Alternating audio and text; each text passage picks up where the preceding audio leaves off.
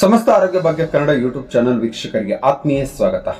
ವೀಕ್ಷಕರೇ, ನಮ್ಮ ಆರೋಗ್ಯವನ್ನ ಕಾಪಾಡಿಕೊಳ್ಳಲು ನಾವು ಅದೆಷ್ಟೋ ಶ್ರಮವನ್ನ ವ್ಯರ್ಥ ಮಾಡ್ತೀವಿ.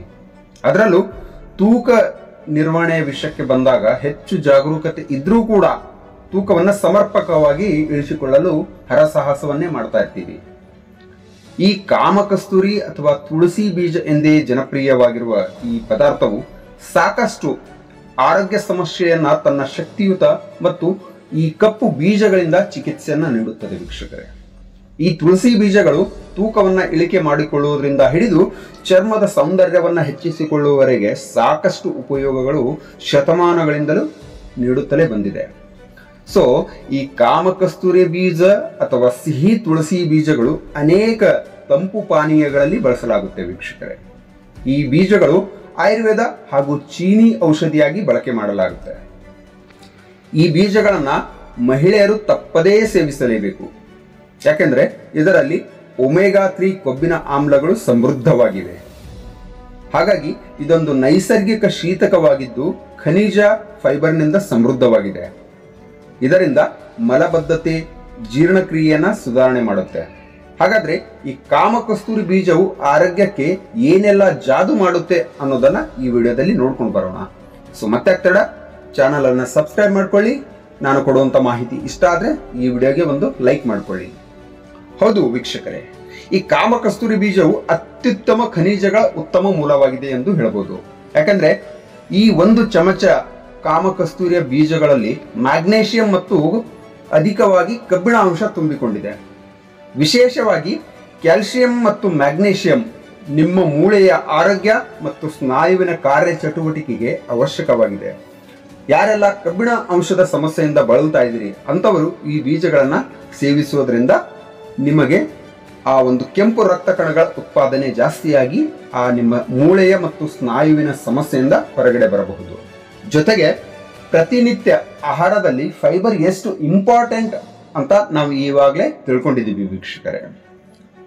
ಯಾಕಂದ್ರೆ ಈ ಫೈಬರ್ನಿಂದ ತುಂಬಿರುವ ಈ ಬೀಜಗಳು ನಿಮ್ಮ ಹೊಟ್ಟೆಯನ್ನ ದೀರ್ಘಕಾಲದವರೆಗೆ ತುಂಬಿಸಲು ಸಹಾಯ ಮಾಡುತ್ತವೆ. ಒಂದು ಚಮಚ ಈ ಬೀಜಗಳಲ್ಲಿ 7 ಗ್ರಾಂ ಫೈಬರ್ ಹೊಂದಿದೆ. ಅಲ್ಲದೆ ಇದು ದೇಹವನ್ನ ತಂಪಾಗಿ ಮತ್ತು ಕೂಲಾಗಿ ಇಡ್ಲಿಕ್ಕೆ ಸಹಾಯ ಮಾಡುತ್ತೆ ವೀಕ್ಷಕರೇ. ಇನ್ನು ಈ ಕಾಮಕಸ್ತೂರಿ ಬೀಜವು ಏನಂದ್ರೆ ಕರುಳಿನ ಬ್ಯಾಕ್ಟೀರಿಯಾವನ್ನ ಪೋಷಣೆ ಮಾಡುತ್ತೆ. ಇದು ಕರುಳಿನ ಆರೋಗ್ಯವನ್ನ ಬೆಂಬಲಿಸುವ ಉರಿ ಊತದ ಬ್ಯಾಕ್ಟೀರಿಯಾವನ್ನ ಒಳಗೊಂಡಿರುವಂತಹ ಸಮಸ್ಯೆಗಳಿಂದ ನಿವಾರಣೆ ಮಾಡುತ್ತೆ. ಇದರಿಂದ ಮಲಬದ್ಧತೆಯ ಸಮಸ್ಯೆಯನ್ನ ಕೂಡ ಕಡಿಮೆ ಮಾಡ್ಕೊಳ್ಬಹುದು.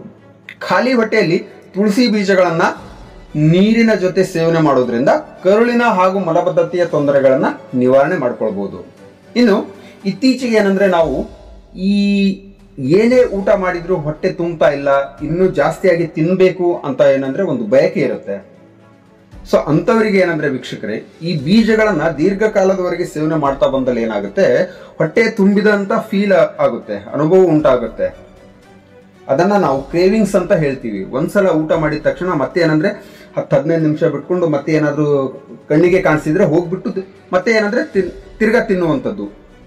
ಸೊ ಇದನ್ನ ಅತಿ ಹೆಚ್ಚಾಗಿ ಸೇವನೆ ಮಾಡುವಂತ ಆ ಒಂದು ಏನು ಹ್ಯಾಬಿಟ್ ಇದೆಯಲ್ಲ, ಆ ಹ್ಯಾಬಿಟ್ ಅನ್ನ ಕೂಡ ನಾವು ಕಡಿಮೆ ಮಾಡ್ಕೊಳ್ಬಹುದು. ಅದನ್ನೇ ನಾವೇನಂದ್ರೆ ಕ್ರೇವಿಂಗ್ಸ್ ಅಂತ ಕರಿತೀವಿ ವೀಕ್ಷಕರೇ. ಸೊ ಆ ಒಂದು ಸಮಸ್ಯೆಯಿಂದನೂ ಕೂಡ ನೀವು ಹೊರಗಡೆ ಬರಬಹುದು. ವೀಕ್ಷಕರೇ ನೋಡಿ, ತೂಕ ಇಳಿಕೆ ಮಾಡಿಕೊಳ್ಳಲು, ಕರುಳಿನ ಏನಂದ್ರೆ ಬ್ಯಾಕ್ಟೀರಿಯಾಗಳನ್ನ ನಿವಾರಣೆ ಮಾಡಿಕೊಳ್ಳಲು, ಚರ್ಮದ ಸಮಸ್ಯೆಯನ್ನ ಎಲ್ಲವೂ ಕೂಡ ಏನಂದ್ರೆ ಈ ಒಂದು ಬೀಜಗಳು ಸಹಾಯ ಮಾಡುತ್ತೆ.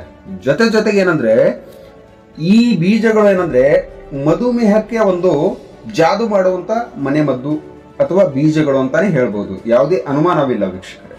ಯಾಕಂದ್ರೆ ಇತ್ತೀಚಿನ ಪ್ರಪಂಚದಲ್ಲಿ ಜನರನ್ನ ಕಾಡುತ್ತಿರುವಂತ ಈ ಸೈಲೆಂಟ್ ಕಿಲ್ಲರ್ ಮಧುಮೇಹವನ್ನ ಬಾರದಂತೆ ತಡೆಯಲಿಕ್ಕೆ ಈ ಬೀಜಗಳು ತುಂಬಾನೇ ಅದ್ಭುತಕಾರಿ ಮತ್ತು ಪರಿಣಾಮಕಾರಿ ಔಷಧಿಯಾಗಿ ಕೆಲಸ ಮಾಡುತ್ತೆ ವೀಕ್ಷಕರೇ.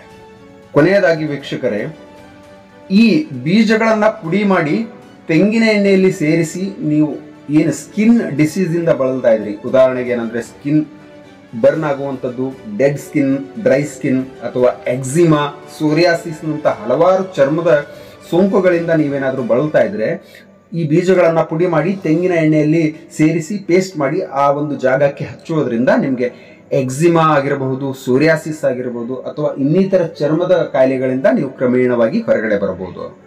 ಸೊ ಮತ್ತೆ ತಡ ವೀಕ್ಷಕರೇ, ಇಷ್ಟೆಲ್ಲ ಆರೋಗ್ಯ ಪ್ರಯೋಜನಗಳು ಇರುವಂತ ಈ ಕಾಮಕಸ್ತೂರಿ ಬೀಜಗಳನ್ನ ನೀವು ಯಾಕೆ ಸೇವನೆ ಮಾಡಬಾರ್ದು? ಸೊ ನಿಮಗೇನಾದ್ರೂ ಈ ಬೀಜಗಳ ಬಗ್ಗೆ ಅತಿ ಹೆಚ್ಚಾಗಿ ಕ್ಲಾರಿಫಿಕೇಶನ್ ಏನಾದ್ರೂ ಬೇಕಾದ್ರೆ ಹತ್ತಿರದ ಯಾವುದೇ ಆಯುರ್ವೇದ ತಜ್ಞ ವೈದ್ಯರನ್ನ ಭೇಟಿ ಮಾಡಿ ಅವರ ಸೂಕ್ತ ಸಲಹೆ ಮೇರೆಗೆ ಸಮಾಲೋಚನೆಯನ್ನ ಮಾಡಿ ಈ ಬೀಜಗಳನ್ನು ನೀವು ಸೇವನೆ ಮಾಡ್ತಾ ಬಂದಲ್ಲಿ ನಿಮಗಿರುವಂತಹ ಸಮಸ್ಯೆಗಳಿಂದ ನೀವು ಕ್ರಮೇಣವಾಗಿ ಹೊರಗಡೆ ಬರಬಹುದು ಅಂತ ಹೇಳ್ತಾ ಈ ವಿಡಿಯೋ ಇಲ್ಲಿಗೆ ಎಂಡ್ ಮಾಡ್ತಾ ಇದ್ದೀನಿ. ಮುಂದಿನ ವಿಡಿಯೋದಲ್ಲಿ ಮತ್ತೊಂದು ಆರೋಗ್ಯದ ವಿಷಯದ ಜೊತೆಗೆ ಮತ್ತೆ ಭೇಟಿಯಾಗೋಣ. ಧನ್ಯವಾದಗಳು ವೀಕ್ಷಕರೇ.